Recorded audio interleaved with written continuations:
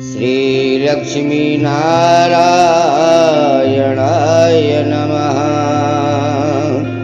आदिदेवं जगत्कारणं श्रीधरं लोकनाथं विभुं व्यापकं शङ्करं सर्वभक्तिष्टदं मुक्तिदं माधवं सत्यनारायणं विष्णुमीशं भजे। सत्यनारायणं विष्णुमीशं भजे।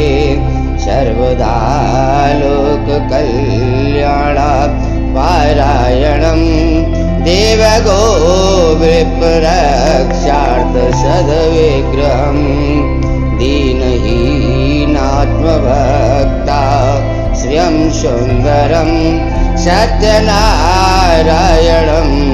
विष्णुमीशं भजे। दक्षिणे यस्य गङ्गा शुभा शोभते राजते सारमा यस्य वामे सदा यः प्रसन्नाननो भाति भविष्यतं सत्यनारायणं विष्णुमीशं भजे।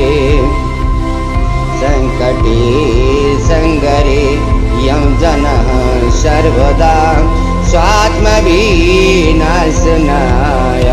स्मरेत् पीडता पूर्णकृत्यो भवेद यत् प्रसादाच्च तं सत्यनारायणं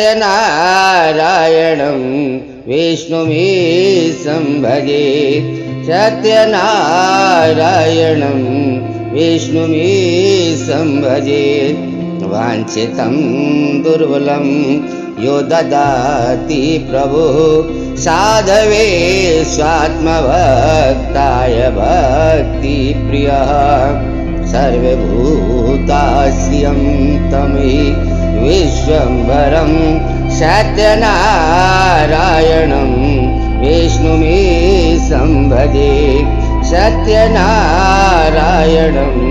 विष्णुमीशं भजे।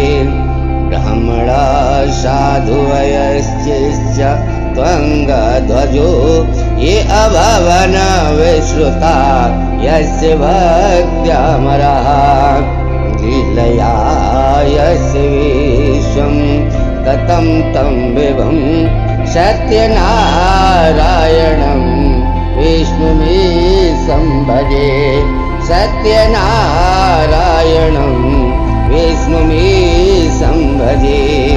येन च ब्रह्मबाल तृणं धार्यते सृजयते पाल्यते सर्वमेतज्जगतः भक्तिभावप्रियं श्रीदया सागरं सत्यनारायणं विष्णुमीशं भजे। सत्यनारायणं विष्णुमीशं भजे।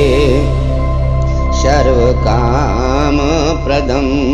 सर्वदा सत्प्रियं वन्दतं देववृन्दैर्मुनीन्द्रार्चितं पुत्रिपौत्रादि सर्वेष्टदं शाश्वतं सत्यनारायणं विष्णुमीशं भजे। सत्यनारायणं विष्णुमीशं भजे। अष्टकं सत्यदेवस्य भक्तया नरः भावयुक्तो मुदा यस्य सन्ध्यं पठेतः तस्य नश्यन्ति पापानि तेनाग्निना इन्धनानीव शुष्कानि सर्वाणि वै। इति श्री सत्यनारायणाष्टकं।